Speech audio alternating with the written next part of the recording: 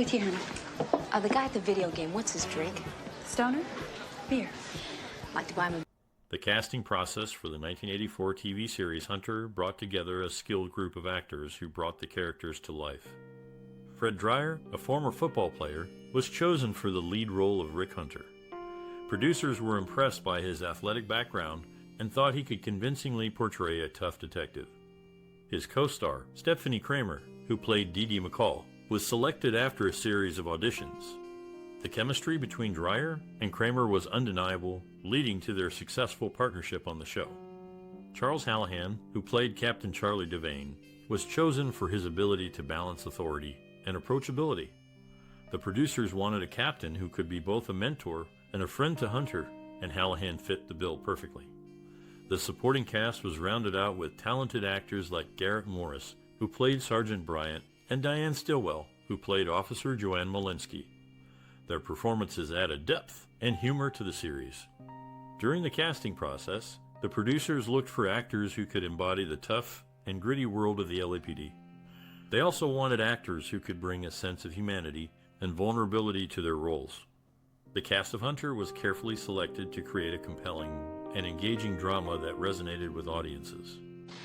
Find the guy. The 1984 TV series Hunter was directed by Nick Gomez, who brought his unique vision and style to the show.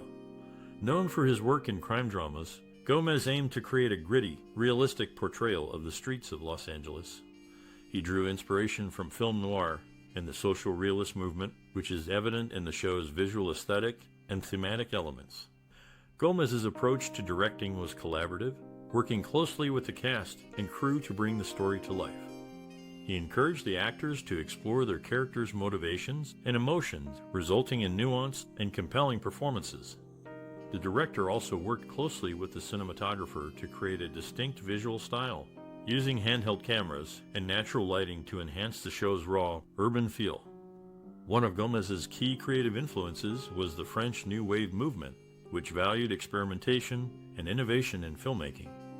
This influence is evident in the show's unconventional narrative structure and willingness to take risks. Gomez also drew inspiration from the work of directors like Martin Scorsese and William Friedkin, who were known for their visceral and intense portrayals of urban life. In addition to his visual style, Gomez also focused on creating a sense of tension and suspense in each episode. He achieved this through the use of long takes, tight framing, and a carefully crafted sound design. The result is a show that is both visually striking and emotionally engaging, drawing viewers into the world of its characters and keeping them on the edge of their seats. Overall, Gomez's directorial vision for Hunter was one of realism, experimentation, and intensity. By drawing on a range of creative influences and working closely with his cast and crew, he was able to create a show that pushed the boundaries of the crime drama genre and left a lasting impact on viewers. Well, yeah, kinda. Oh, I knew I should have called before. I wanted to invite you to dinner to thank you. Welcome to the 1984 TV series Hunter. Get ready for funny, shocking, and sad facts ahead, so keep watching. Have you ever been inspired by this show? What qualities do you think make it special? Share your cherished memories in the comments below. Let's hear your stories and experiences. Look, I didn't start those fires, okay? The production of the 1984 TV series Hunter involved meticulous set design and the use of various locations to create an authentic atmosphere. The show faced logistical challenges in filming, requiring careful coordination for scenes in different settings. Innovative techniques and technologies were utilized to capture action sequences and enhance visual effects, contributing to the show's compelling and immersive storytelling. Looks like the place. Hunter is a classic action cop show that aired in the mid-'80s, starring Fred Dryer and Stepfanie Kramer. The show is known for its lack of political correctness, which was often humorously poked fun at through the character of an internal affairs officer who always seemed to have a stick up his spine. The sexual tension between the two main characters, Hunter and Dee Dee, added an extra layer of enjoyment to the series, with their witty banter and playful insults. However, the show took a turn in the 6th and 7th seasons when the sexual tension between the main characters was removed. First, with the introduction of a new female officer who, while attractive, lacked a strong personality and chemistry with Hunter. The 7th season saw an even more significant change with a partner who looked more like a man than a woman, further diminishing any potential for sexual tension or chemistry. The lack of chemistry between Hunter and his female partners in the 6th and 7th seasons ultimately contributed to the decline of the show. Despite this, the first 5 seasons of Hunter are still worth watching for fans of action cop shows. The banter and sexual tension between Hunter and Dee Dee make for great entertainment, and the show's lack of political correctness is a refreshing change of pace from more recent productions. Well, the man. Yeah, he was. The musical score and soundtrack of the 1984 TV series Hunter were carefully crafted to enhance the narrative and emotional tone of the show. Composers and musicians worked closely with the production team to create music that complemented the action sequences and heightened the dramatic moments. The music helped set the mood for each scene, adding depth and intensity to the storytelling. Insights from the composers and musicians shed light on the collaborative effort to bring the sound of Hunter to life, resonating with viewers and enhancing their viewing experience. Call and Hunter rounded up, right? Excuse me. I wouldn't bring them into this. Departmental black sheep. The television series Hunter from 1984 featured Detective Sergeant Rick Hunter, played by Fred Dryer, and Detective Sergeant D.D. McCall, portrayed by Stepfanie Kramer. Rick Hunter was known as the Headhunter, while D.D. McCall went by the nickname the Brass Cupcake during the first 2 seasons. Throughout the series, Hunter used various handguns, but he only used one shotgun, the franchise Spas 12. This shotgun was highly advanced, being the only one in the world that could switch from pump action to semi-automatic. It was also the first semi-automatic shotgun that could function firing blank ammunition. Thanks to a special blank adapter invented by Pat Squire, the importer of Spas 12s from Italy. The Spas 12 appears in many movies and television shows, including The Terminator when Arnold Schwarzenegger shoots up the police station. The police headquarters in Hunter was located at 635 Mateo Street, Los Angeles, California, USA. Interestingly, this building was only about 200 yards down the road from the Southwestern Bag Company, which Jane Fonda walks past at the start of the 1986 murder thriller The Morning After. Me too. So I just can't be sure exactly what I heard or who was actually doing. One of the most iconic scenes in the 1984 TV series Hunter is the final showdown between Detective Rick Hunter and rogue cop Captain Charlie Devane in the episode The Garbage Man. The scene is a masterclass in tension building, with the camera work and acting contributing equally to the overall impact. The direction by Michelle Lee is noteworthy, as she uses close-ups and tight shots to capture the intensity of the confrontation. The use of shadows and dim lighting adds to the grim atmosphere of the scene, making the audience feel as if they are right there in the room with the characters. The performances by Fred Dryer as Rick Hunter and Charles Hallahan as Charlie Devane are exceptional. Dryer's portrayal of a determined and resolute detective is on full display, while Hallahan's portrayal of a desperate and unhinged cop is both chilling and captivating. The two actors' chemistry is undeniable, and their exchange of dialogue is sharp and impactful. Cinematographer Hector Figueroa uses a handheld camera to create a sense of urgency and chaos in the scene. The camera movements are fluid and precise, capturing every nuance of the actors' performances. The use of a single camera angle adds to the intensity of the scene, as the audience is forced to focus solely on the confrontation between Hunter and Devane. The impact of this scene on the audience is significant. It is a satisfying conclusion to a season-long arc, and the tension between the two characters is palpable. The scene also highlights the high stakes of police work and the consequences of crossing the line. According to Fred Dryer, that scene was a real challenge, but it was also a lot of fun. Charlie and I had been building to that moment all season, and it was great to finally have it play out on screen. Charles Hallahan echoed Dryer's sentiments, stating, "Working with Fred was always a pleasure." That scene was particularly intense, but it was also a great way to end the season.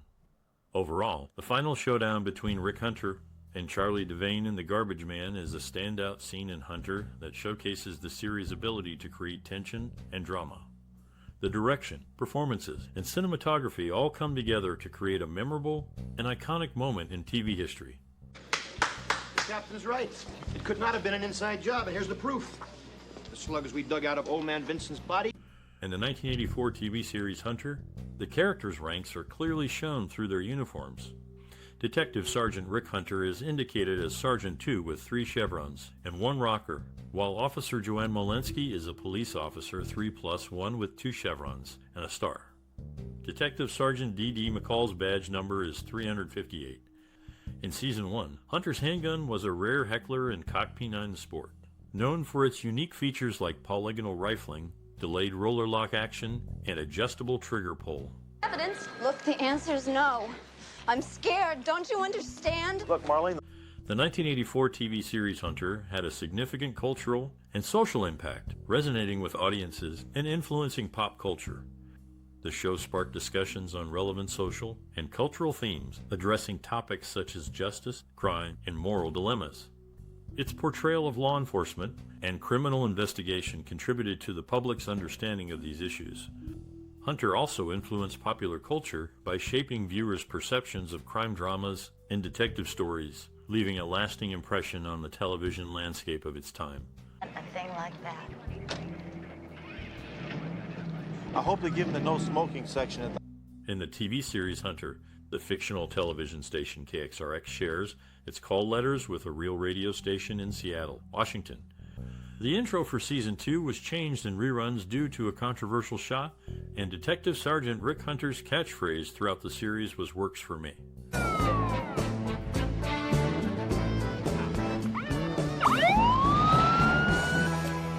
The 1984 TV series Hunter received a generally positive critical reception, with key reviews praising its engaging storytelling and compelling characters.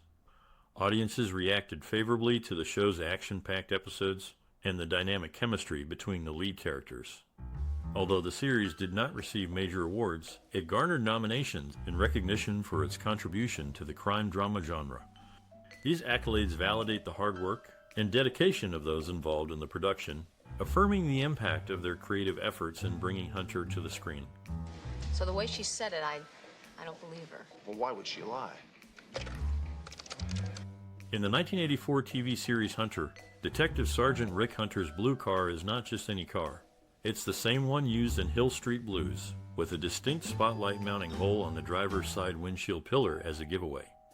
The series also features a beach house for Hunter, located on the Strand in Hermosa Beach, California, providing a picturesque backdrop for the character's home life.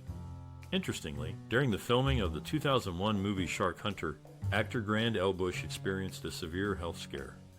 He had injured himself while performing a stunt and contracted a potentially deadly staph infection. Despite battling a high fever that spiked to 104 degrees Fahrenheit, Bush continued to film with his wife and a medical team monitoring his condition. The use of the same car and the filming location for Hunter's beach house added a sense of continuity and familiarity for viewers, while Bush's dedication to his craft, despite his health issues, showcased his professionalism and commitment to the role. Wing.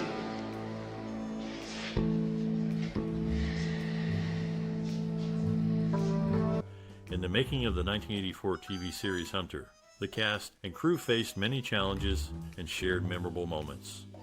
For instance, actor Fred Dreyer, who played the lead role of Rick Hunter, was known for his pranks on set. He often played practical jokes to keep the mood light and the cast and crew entertained. Stephen J. Cannell, the show's creator, was also a constant presence on set. He was known for his hands-on approach and often provided guidance and feedback to the actors. Cannell's dedication to the show was evident in his attention to detail, and he worked closely with the writers to ensure that each episode was engaging and well-written. The show's stunt team was another integral part of the production. They worked tirelessly to create exciting and realistic action sequences. One memorable anecdote from the set involves a car chase scene that required the stunt team to flip a car. The stunt was performed flawlessly, but the impact was so strong that it shattered the car's windshield, sending shards of glass flying everywhere. Fortunately, no one was injured, and the scene made it into the final cut of the episode.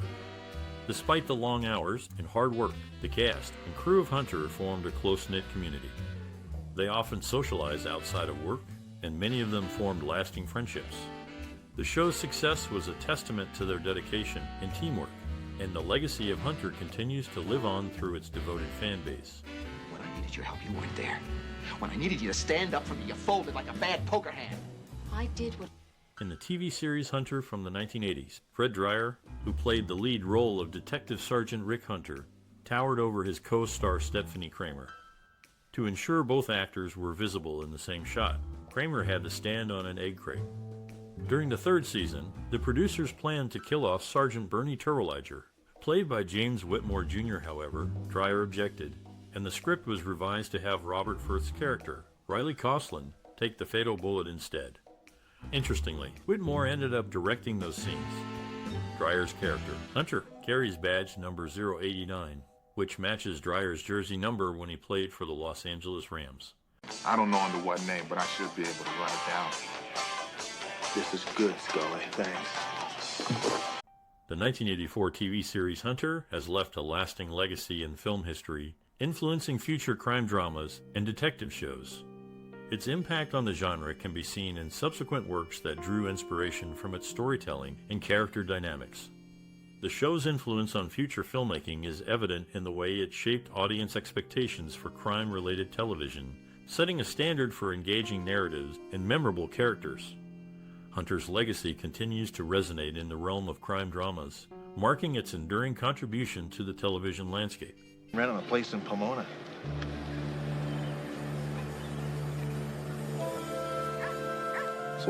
Rick Hunter, the main character of the TV series Hunter, is known for driving a junk car.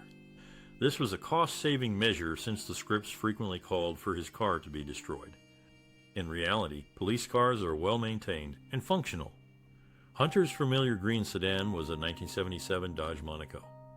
His co-star, Stepfanie Kramer, is a foot shorter than Fred Dryer. To appear taller in their scenes together, she stood on an egg crate when they shared the same shot. These interesting behind-the-scenes facts add depth to the show's production. There's no way out on this one, Hunter. Kane's finally managed to... Throughout the series, Detective Sergeant Rick Hunter's service weapon underwent multiple changes, from a 9mm semi-auto to a .44 Magnum to an IMI Desert Eagle, and back to a revolver, and then to a semi-auto pistol. However, the gun shown in the show's introduction remained consistent. The opening montage footage in the early seasons was compiled from various points in Season 1, including a scene with the judge's gavel from Episode 7. Additionally, actor Grand L. Bush portrayed 3 different characters on the television series Hunter between 1986-90. Not in charge of this case. Bernie, the guy was just sent down here to see why she was late for work. I will decide. In the 1984 TV series Hunter, a tragic event occurred during the filming of the show's 3rd season. A stuntman named Billy Burton lost his life while performing a motorcycle jump for a chase scene. The accident was a shocking reminder of the dangers that can arise during the making of action-packed television shows. The show's producers and cast were deeply saddened by the loss, and the incident served as a reminder of the importance of safety on set. Despite this tragedy, Hunter continued to be a popular series, running for 7 seasons, and leaving a lasting impact on the crime drama genre. Pass on a word of warning to you. If Gavin so much as catches a cold, the 2 of you are going to wind up direct. If the 1984 TV series Hunter left an impression on you, we'd love to hear your stories. Share your memories and experiences related to this classic show. How did it affect you personally? Did it influence your perspective on cinema? Your engagement is essential. Don't forget to like, share, and subscribe for more cinematic explorations. Let's create a community where we can reminisce and appreciate the shows that have shaped our love for television. Join the conversation and let us know your thoughts. Your voice matters. Shortly thereafter, he'd been strangled. He said he would. Are you saying McMahon said he'd kill the jurors?